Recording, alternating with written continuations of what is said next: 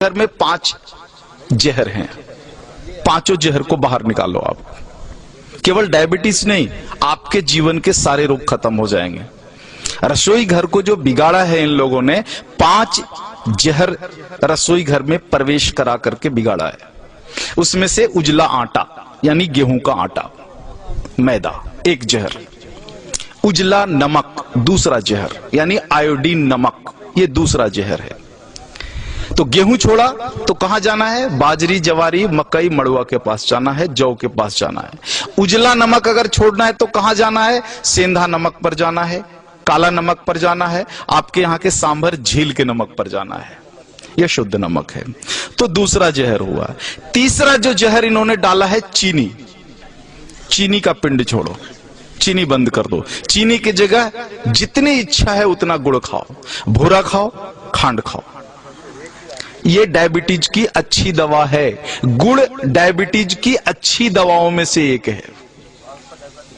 हमारे यहां जितने डायबिटीज के मरीजों की चिकित्सा होती है ना, सबको लिख के देता हूं प्रिस्क्रिप्शन पैड पर, प्रतिदिन गुड़ खाओ। हाँ, रसगुल्ला खाने का मन है जरूर खाओ, गुड़ वाला खाओ। जिलेबी खाने का मन है जरूर खाओ, गुड़ वाली जिलेबी खाओ। बालूशाही खाने का मन है, गुड़ वाली खा लो। जितना मीठा खाने का मन है खाओ, गुड़ वाली खा लो। तो तीसरा जो जहर है वो आपका चीनी है। हाँ। और जो चौथा जहर है वो है रिफाइन। हाँ, इस रिफाइन को बाहर निकालो। ये तेल नहीं है। आर्थराइटिक्स भी सबसे ज्यादा राजस्थान के लोगों को है। आर्थराइटिक्स, घुटने का दर्द, कमर का दर्द, माताओं को तो है ही, 100% राजस्थानी माताओं को है ये। कारण आपने इस शरीर को तेल और घी तो दिया नहीं, तेल के नाम पर रिफाइन दिया और घी के नाम पर बटर ऑयल दिया। कहते हो घी खाते हैं, लेकिन वास्तव में वो बटर ऑयल है, घी नहीं है। आप कहते हो तेल खाते हैं, तेल नहीं खाते, रिफाइन खाते हो आप। रिफाइन अलग है और तेल अलग है, दोनों एक नहीं हो सकता। तो इस रिफाइन को बाहर निकालो और तेल को लेकर के आ जाओ। तेल सरसों का हो सकता है, तिल का हो सकता है। आपके यहाँ अच्छा राई, सरसों, तिल, ये 3 चीजें तो मैं जानता हूं, और शायद कुछ मूंगफली का भी बढ़िया हो सकता है। ये सारी चीजें हैं। 2 विरुद्ध चीजें हैं, एक सूर्यमुखी और सोयाबीन। इनके चक्कर में मत पड़ना, ये दोनों खतरनाक हैं।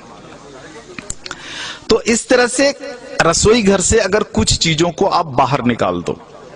2 मॉडर्न चीजें हैं, एक प्रेशर कुकर, हाँ, जो आपके रसोई घर का प्रेत है, प्रेत को बाहर निकालो।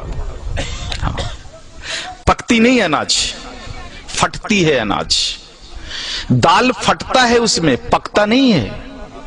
नीचे से ताप और ऊपर से प्रेशर, तुअर का दाल फट जाता है, पकता नहीं है। पकेगा तो मिट्टी की हांडी में धीरे धीरे, सने सने, धीमी आंच पर ही पकेगा। तुअर का पौधा जितने दिन तक मिट्टी में खड़ा रहता है, उसी हिसाब से समय लेगा हांडी में पकने के लिए। जल्दी कैसे पका लोगे आप? नहीं पका सकते। वो मिट्टी में 10 महीने तक खड़ा रहा है तो 10 मिनट तो लेगा ना चूल्हे पर पकने में। आप फटाफट 2 मिनट में पका लोगे, पकता नहीं, फट जाता है। अनाज को, फटा हुआ अनाज खाओगे तो गड़बड़ तो होगी ही, पका हुआ अनाज खाओ। प्रेशर कुकर में कोई भी अनाज नहीं पकता, केवल फटता है। तो इस प्रेत को बाहर निकाल दो। और दूसरा प्रेत तो कम है, जो है फ्रिज। हाँ, इसको बाहर निकाल दो। शरीर को अग्नि चाहिए। फ्रिज की सारी वस्तुएं शरीर के अग्नि को खराब कर देने वाली है। शरीर में अग्नि नहीं होगा तो पचेगा ही नहीं, और पचेगा नहीं तो सड़ेगा, और सड़ेगा तो वायु निकलेगा, और वायु निकलेगा तो पता है वायु क्या क्या करता है?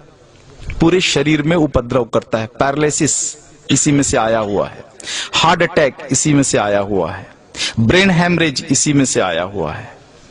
तो ये 2 प्रेत को निकाल दो, और इन वस्तुओं को अगर आप निकाल दो रसोई घर से बाहर, तो बचा हुआ 25% डायबिटीज वहीं खत्म हो जाता है।